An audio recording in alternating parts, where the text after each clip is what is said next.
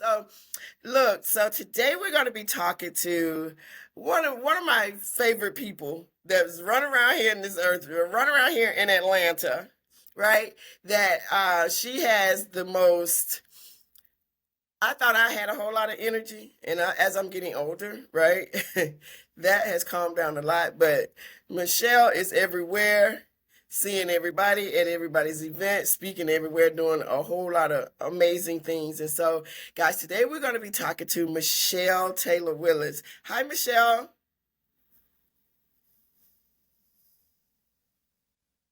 Oh, hey, what's going on? What's going on with you? You know what? What?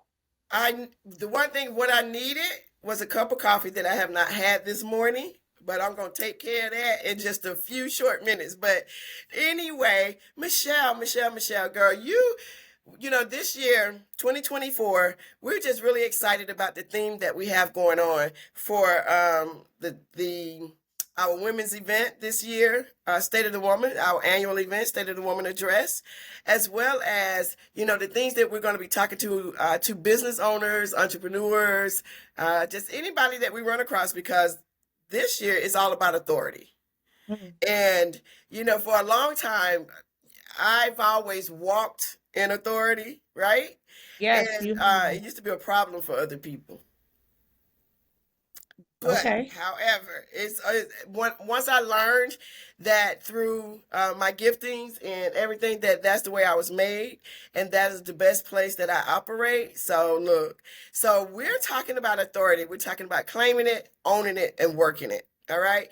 And so as we were deciding who we're going to interview, the first person came to my mind was you when we started talking about working it. I said, because Michelle is out here. She don't claim it. She don't own it. Honey, boo boo. She is working it. Right. So Michelle, just tell us a little bit just tell us who you are. Tell us about your business. And then once you're done with that, we're going to ask the question. Okay. Okay. All right, awesome. So first of all, thank you. Thank you for me being the first person you thought about when you think about authority. I don't take that for granted. Um, and as you said, my name is Michelle Taylor-Willis. I own and run and founded Gagnant Media, and I'm basically an advertising executive. We focus on media buys and advertising placements for small businesses. So we do that through print, South Fulton Lifestyle or Soul Food Lifestyle magazine. I'm sure everybody in all of the world knows what Soul Food Lifestyle magazine is.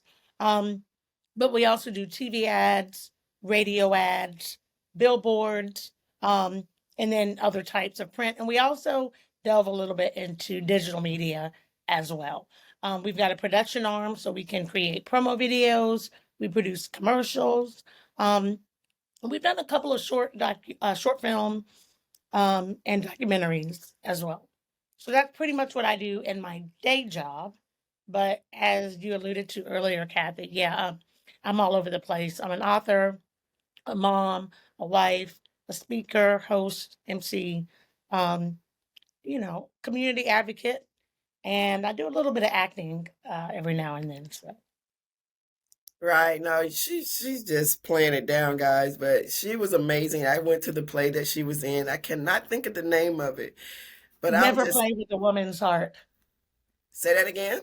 Never play with a woman's heart. She did an amazing job. I was like, Michelle. I was look, I was starstruck. Diane and I, we had an amazing time though.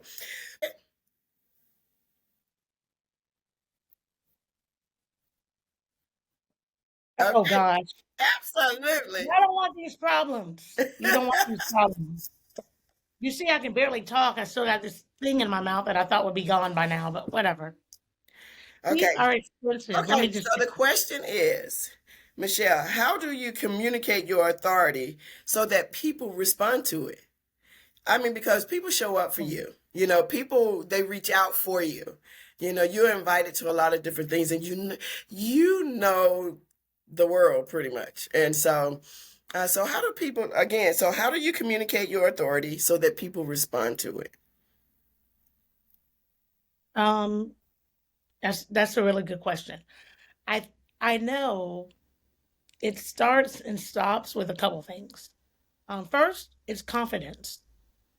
Um, I believe that you really have to know who you are, what your end game is, for what you're playing, all of these things in order to be able to kind of walk in this air of knowledge and wisdom and authority, um, so that people will audit, like, you don't have to try.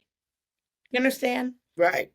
And so it starts with confidence. And that's kind of one of the things I talk about a lot is confidence. If you are not confident, if you're not confident in the things you're saying and speaking about and teaching, and then nobody's going to believe you.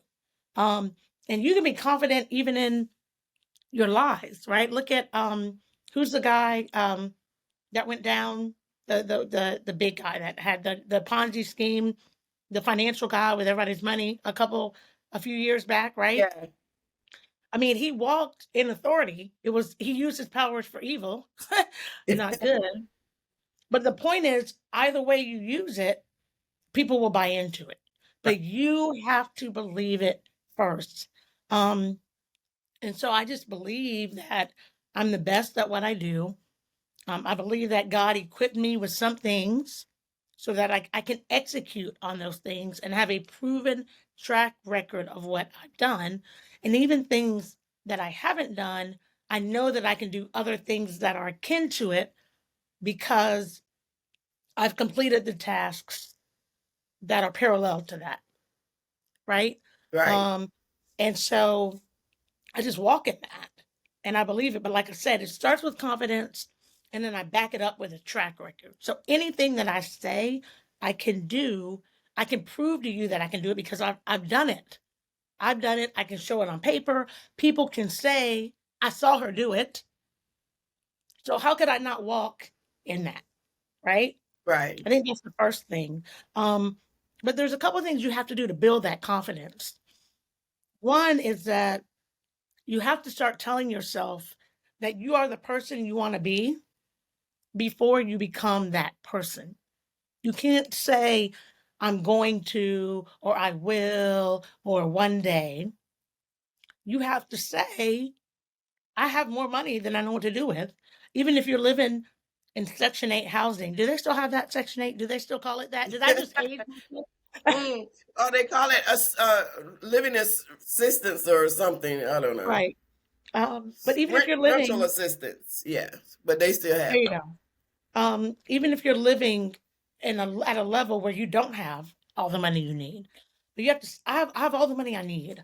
Um, I run a $1 billion paper company. You have to speak in authority, even when you don't have it, even when you don't believe it, because that's how you begin to get God and the universe conspiring in your favor, right? So Right. you really have to talk to yourself so that you can begin to put all of this stuff in motion. Does that make sense? It does. It does. So, were you raised up in that confidence? Have you always had this type of confidence? My mom would probably say I've always had it. Um, and I think if you ask my friends and people that have known me for a really long time, even work associates, I think people would say I've always had it. Um, and I think too, it kind of started with, I think this is going to sound a little bit weird, but I think some of it is inherent. Like I come from a long line of overachievers and high achievers and entrepreneurs and small business owners and influencers and impactors. So I do believe, just like a lot of things, it kind of runs in the blood.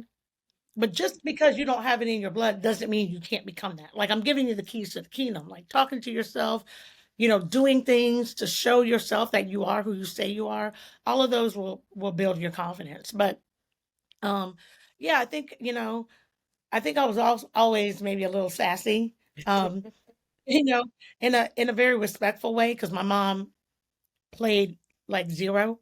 You did not want any of her smoke, right? Right. Um, but I'm I that kind saw of that mom. you're that kind of, and I am too. My kids know you don't even want. You I don't want promise you, you this. don't want to play with her. My Like I'm my not the my one. kids. My kids would tell other kids, "No, you don't want none of her smoke."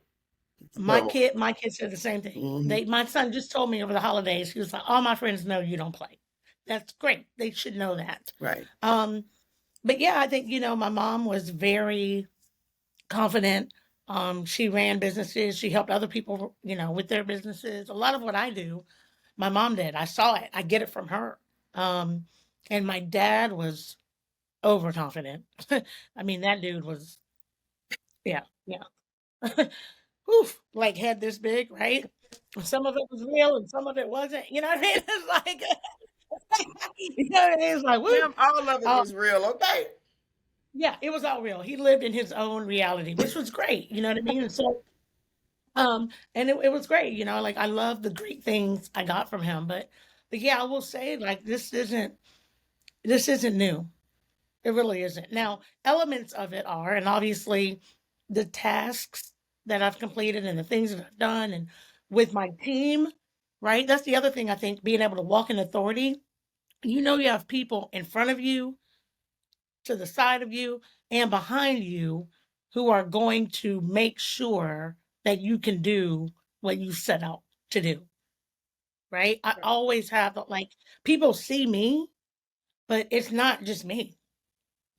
You know what I mean? In my magazine, I've got my editorial staff and a whole slew of people who do things. When I'm consulting with businesses, I've got people with whom I mind share. And then I have advisors, right? And then I have the people who just work with me and for me.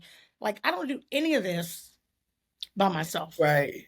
You can walk in authority when people believe in you and they will do anything to ensure your significance.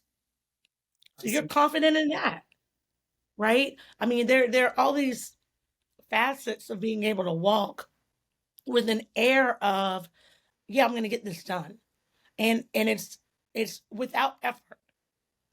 I don't wake up in the morning like I'm gonna walk in this room like I own it. Yeah, watch me. Like I don't do that, and you don't either, Kathy. You just walk in a room, and people are like, oh shoot, Kathy here just showed up. Okay, let's get it together here, guys. Being Kathy here. But that's the way you're speaking, right? Right.